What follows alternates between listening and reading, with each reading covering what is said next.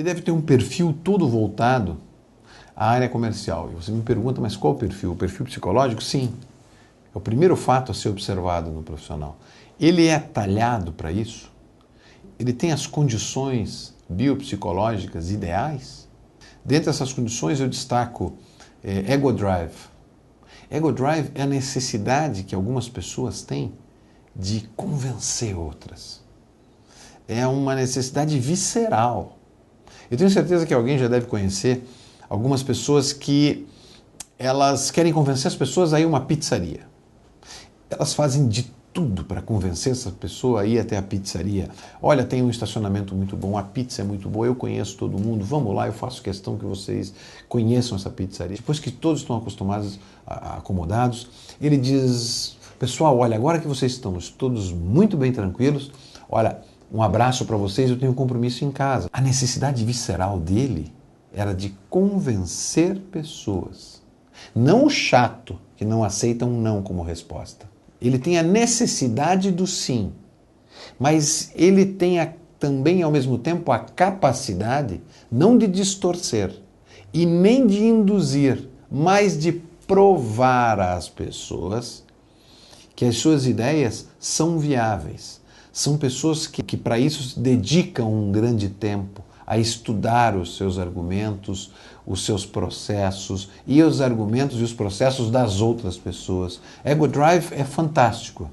Uma outra característica que eu vejo fundamental nos vendedores é a resiliência, que é a capacidade de você absorver um choque sem deixar de ser você mesmo. É uma das profissões mais estressantes que existem. Você recebe pressão de todos os lados, você recebe um não frequente. Você tem que se preparar para negociações dificílimas. Algumas negociações duram meses. É uma profissão estressante, sem horário, sem dia, sem casa, sem local para trabalhar, recebendo não frequentemente. Então, pessoas que vivem sob um estresse muito grande. Essas pessoas devem ter uma resiliência muito grande. Eu percebo alguns vendedores que quando recebem um não relativamente mal direcionado, ou até muitas vezes de propósito, não conseguem suportar. E isso é uma estratégia de negociação.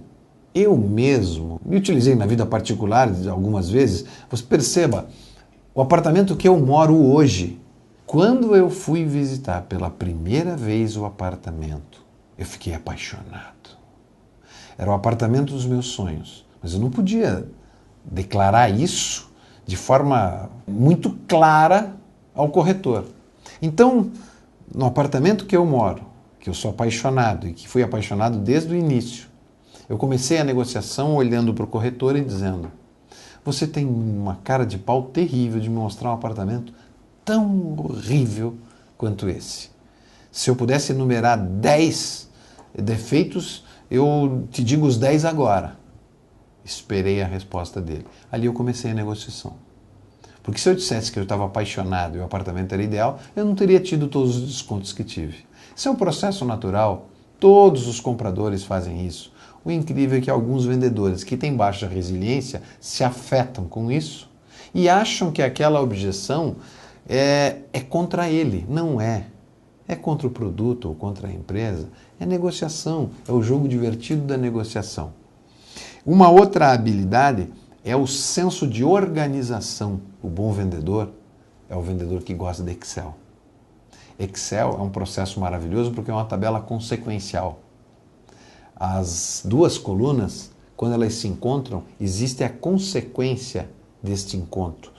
Existe um porquê. O senso de organização faz com que um vendedor busque um objetivo determinado de forma organizada, cumpra regras, seja extremamente ético e saiba aproveitar todo esse processo em seu benefício, fazer uma análise. Então, ele é um fulano que preenche toda esta planilha e depois de feito o negócio, ele repassa essa planilha buscando entender quais foram os seus pontos positivos, os seus pontos negativos, organiza e começa, não a manutenção da venda, mas um negócio chamado pré-venda, que é a quarta habilidade de um profissional de sucesso. É aquele que consegue manter clientes apaixonados por ele, pela empresa e pela marca que ele representa. O bom profissional de vendas, ele tem um círculo de relacionamento que o mantém vivo e pulsante no mercado. Esse talvez seja um dos maiores patrimônios de um grande profissional de venda. Não os seus clientes, mas a relação que ele tem, o giro social que esse profissional deve ter, não é só entre pessoas físicas, mas entre pessoas jurídicas. Ele deve navegar pelo mercado de business de uma forma absolutamente natural. Eu costumo dizer que um bom vendedor não pode ter arestas. Ele deve ser redondinho. Ele deve poder navegar por todos os caminhos, por todos os campos, por todos os ramos, por todas as empresas, por todas as pessoas, de forma fluir socialmente. É uma pessoa que cria relacionamentos, provoca relacionamentos, que induz relacionamentos externos entre empresas e entre pessoas com um único benefício, ajudá-las. Quando as outras pessoas conseguem perceber que esse relacionamento foi provocado por um terceiro com um objetivo franco e limpo, isso fica maravilhoso. As pessoas têm essa terceira pessoa como uma pessoa positivista, maravilhosa e especial. Quem sai de casa com o objetivo fundamental de ajudar pessoas, com um sentido positivista de vida, ele consegue manter processos, ele cria processos. É quando eu me refiro que um bom vendedor, ele não faz a manutenção de clientes. Uma venda só termina quando o cliente compra, volta a comprar de você. Enquanto você vendeu um produto e esse produto ainda está sendo usado pelo cliente, ele ainda não comprou de novo de você, ele é responsabilidade desse vendedor. O circuito não se encerrou, ele não comprou novamente de você. Por isso, vendedores, se vocês têm clientes usando produtos que você vendeu e eles ainda não compraram de você de novo, eles são sua responsabilidade. É sua responsabilidade fazê-los felizes novamente. É sua responsabilidade fazer as pessoas tomar a melhor decisão para elas.